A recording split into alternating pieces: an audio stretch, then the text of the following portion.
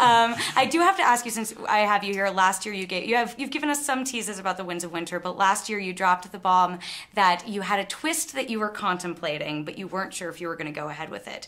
Can you tell us if you've decided, and if we'll know what it is when we eventually read it? I have decided to do that, yes. Okay. I have decided to do it. And will you know it? I don't know. It's fairly obvious because it's something that involves a couple characters, one of whom is dead in the show, but not dead in the books. So the show can't do this, unfortunately. You tease. Because they've killed a character that I have not killed. But that doesn't narrow it down much because at this point there are like 15 characters who are dead on the show who are still alive in the books. Yeah. I get all of this stuff about being bloody-minded, but David and Dan are bloodier than I am. Listen, I saw your office bathroom. Actors are expensive. Yeah, right? No, I saw your office bathroom. You have the psycho bloody handprints. I assume that's where you take your characters to die. George, you mentioned in the past that your friend Phyllis gave you the note early on to put the dragons in. Do you think if you hadn't gotten that note, would you have gone full fantasy? Would you have gone full magic with A Song of Ice and Fire? I might have come to the same conclusion anyway, but Phyllis Eisenstein, who's the writer I was referring to, did put her arguments pretty forcefully. I mean, it always would have been an alternate world, a secondary universe, as Tolkien called them, with not France and the Netherlands and Spain, but Westeros and Dorne and Essos and Bravos and so on. It was always going to be that.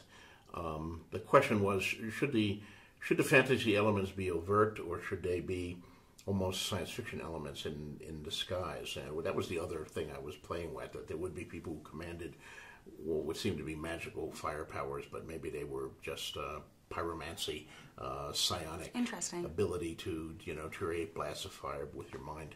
But I went with the literal dragons instead of the figurative dragons because dragons are cool and expensive to do on film, mind you, but worth it and cool. Yeah. So I'm gonna ask a question. Please, I would love that. So was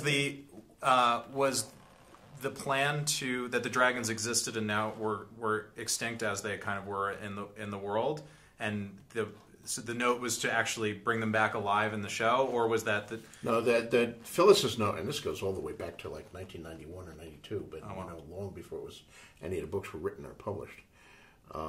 What I was debating was whether dragons should exist at all, or whether the Starks have wolves on their banners, the other people have lions. They don't necessarily have a lion that they take with them everywhere. The Lannisters don't go riding about on lions. And the Targaryens would have the dragon, but it would refer to their magical abilities with fire, not to an actual literal dragon. Okay. That was the other concept that I toyed with and ultimately discarded. So I think that was the right choice. We like the dragons. Yeah, we like the dragons. We're okay with the dragons, expensive or not.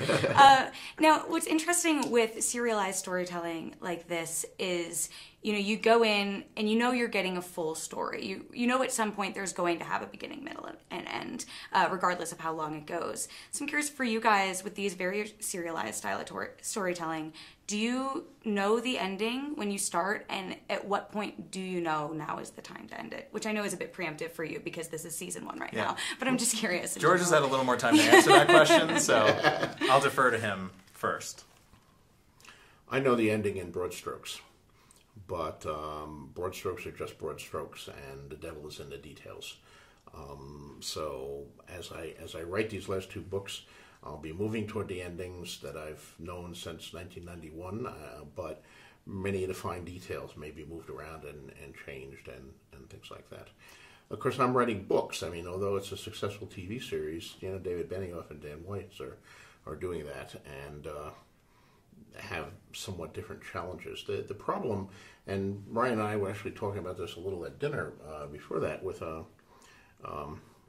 doing a serialized television show, is unfortunately television shows can be canceled at any moment or can be unexpectedly renewed at any moment, and which makes it hell for the writer-producer trying to resolve this. I mean, you look at a show like St. Elsewhere, which ended perfectly satisfactorily with with the hospital having gone bankrupt, and a wrecking ball comes down and smashes in the front of the St. Eligius Hospital that we've been following for so many seasons.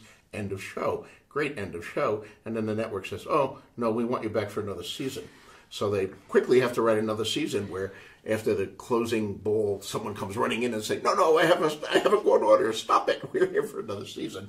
And then they don't get renewed, and they have to come up with the ending where the entire show was actually the dream of an autistic boy gazing into a snow globe, which I found a markedly less satisfactory ending than the one that they really wanted to end with. So what you're telling us is we really hope that HBO doesn't pull that bait and switch with Game of Thrones on us. Yeah. Or with Colony. Colony. I have many My questions. snow globe ending is now out. I thought that was our secret. I thought that's what we were going with. Yeah, I mean, the advantage that Carlton and I have had is, although Colony is a very new show, we've been talking about it for 2.5 years, and we spent a lot of time at the very beginning before we ever talked about what the pilot story was or anything like that. We talked about the world and what the story was, and the Bowman family at the center of it, and where they go, and what the evolutions are from season to season throughout. We can do a season about this, and we can do a season about that. So we actually have a very clear picture in mind of what the ending of the show is, what the last season of the show is. But what I don't yet know is all of the material from A to F, and maybe not F, we'll say G instead of more aspirational letter than F. But I think that's the trick of storytelling, is that you want to have a destination to write to, but I think the material that you discover and let find you along the way, it's important to let the creative process happen. So that's a bit fluid, but yes, we know where we want to end the story. So what is your favorite sci-fi or fantasy story that is not your own? Book? Any. Probably book. I would lean towards book, personally. Nine Princess and Amber by Roger Zelazny, or possibly Lord of Light by Roger Zelazny. I'm adding it to my George R. Martin Oprah's reading list as we sit here. Or maybe The Stars My Destination by Alfred Bester. There's a lot of great ones out there that should be filmed. Nine Princess and Amber would make an incredible TV series. It's very Games of Thrones-esque, but with a flavor that's uniquely its own, and 9 princes competing for a single throne. That's not even counting their sisters, the most devious of all here, and a series of alternate universes, and you can walk from one to the other if you have the blood of Amber. It's Roger Zelazny lived in Santa Fe, and he was one of the great writers of this genre. How about for you? I'm going to go with the seemingly pandering response, but for me, it's A Song of Ice and Fire. I mean, it was a huge influence on me when I was coming up as a writer, and I got into the book series long before the TV show. I read them voraciously again and again, and it really was a big influence on me kind of early on as I was trying to start writing on my own. And I still revisit them every couple of years when I can. Well, so George, you've worked in TV before. People can't see this here, but there are a whole bunch of Beauty and the Beast posters in the room next to us, which I get such a kick out of. But you were like, the pace isn't for you. The way that it worked, at least at the time, was not for you. So I'm curious. I haven't seen you write a novel or talk about that at all. Do you have any interest in going to the other side like George did? I think so, yes. But I think I'm looking to that as kind of being the thing that I want to do after. I'm really excited by what TV is and can be today, and I think we're at a lot of interesting things have happened in the last couple of years. It's spurred on by shows like Game of Thrones that have really broken the mold in a lot of ways, and I think there's a lot of interesting stuff left to be done. And but I do envision a day of log cabins and tweed jackets with elbow patches and separate an old offices. typewriter. Exactly. This is a golden age for science fiction television in television. There's never been so many shows on before, and it's partly a consequence of the fact that special effects are so much more advanced with computer animation and things like that. We can do things that we could not have dreamed of when I was doing Beauty and the Beast and the Twilight Zone before that. But it's also a function of the fact that we have so many outlets now dividing up the audience.